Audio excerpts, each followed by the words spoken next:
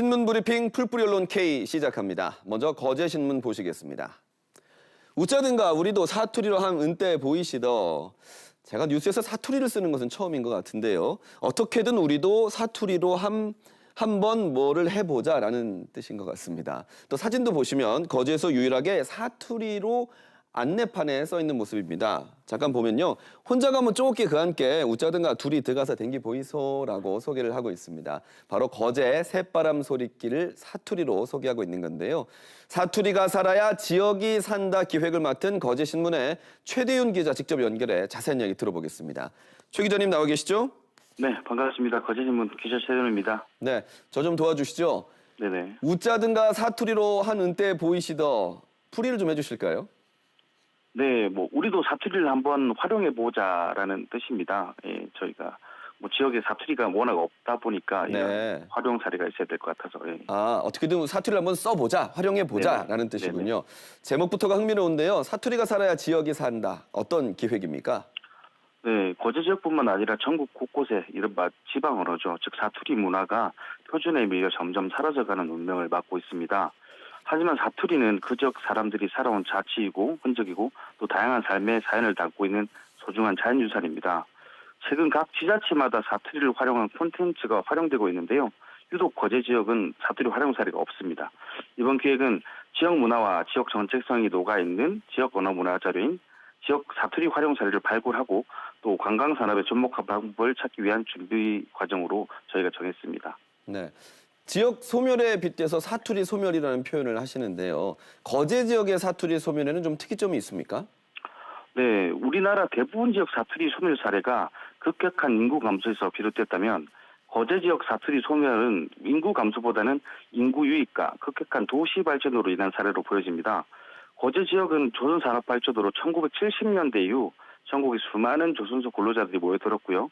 또 이 이후 급속도로 공업 도시화가 진행됐고 지역 고유의 문화도 급속도로 사라지게 됐습니다.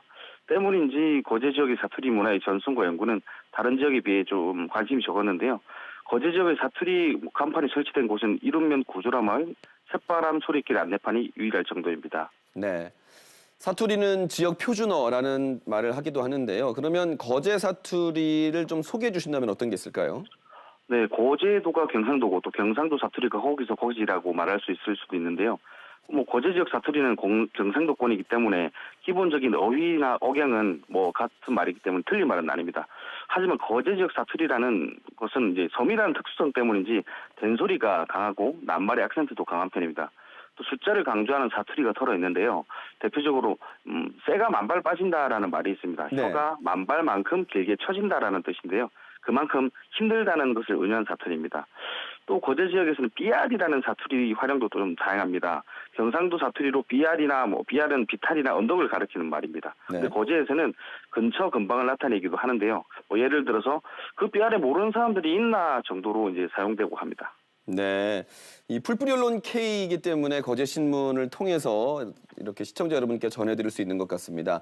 거제 사투리를 살리기 위해서 전국을 다니신다고요? 네, 활용 사례를 발굴하기 위해서인데요. 경상도뿐만 아니라 전라도, 충청도, 제주도 지역의 사투리를 활용 사례를 취재할 계획입니다. 전라도의 경우에는 사투리 박물관으로 유명한 전라도 광진군의 와보란케 박물관이 있고요. 또 골목을 사투리시로 장식한 목포시와 골목을 취재할 계획입니다. 또 충청도 제천시에 가면 등산로 안내판을 모두 사투리로 적용한 자드락길이라는 곳이 있습니다. 예. 그리고 인근의 통영의 동피랑이나 부산 초량 이화곡길의 사투리 활용 사례도 살펴볼 생각입니다. 또 제주도 같은 경우에는 사투리 활용이 상당히 뛰어난 곳으로 알려 있습니다. 네. 특히나 관광지 안내판이나 안내 책자 등의 제조어를 변개하고 또 표준도 같이 변개를 의무할 정도로 사투리에 적극적인 곳으로 알고 있습니다. 네, 혼조업소에 같은 사투리는 우리 온 국민이 알고 있기도 하죠.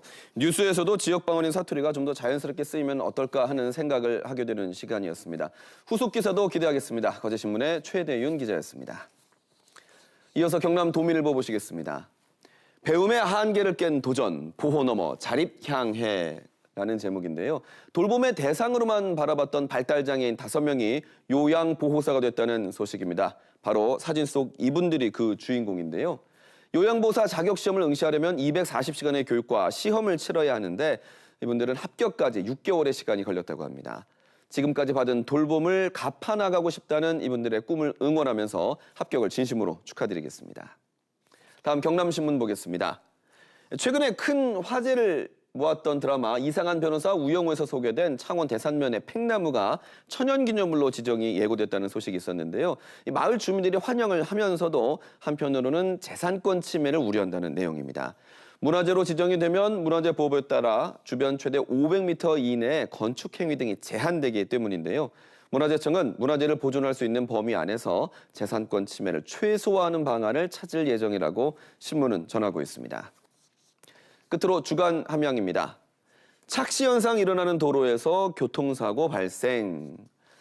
사진을 보시면 함양 오도제 방면에서 해솔마을 입구로 연결된 도로인데요. 마치 그냥 쭉 하나의 직선도로처럼 보입니다. 그런데 교차로가 중간에 있는데요. 이곳에서 지난 7월 2차례 교통사고가 났습니다. 착시 현상이 사고의 원인일 수도 있어서 안내판이나 또는 속도 저감 시스템과 같은 조치가 필요하다고 주간 함양은 지적하고 있습니다. 지금까지 신문브리핑 풀뿌리 언론 K였습니다.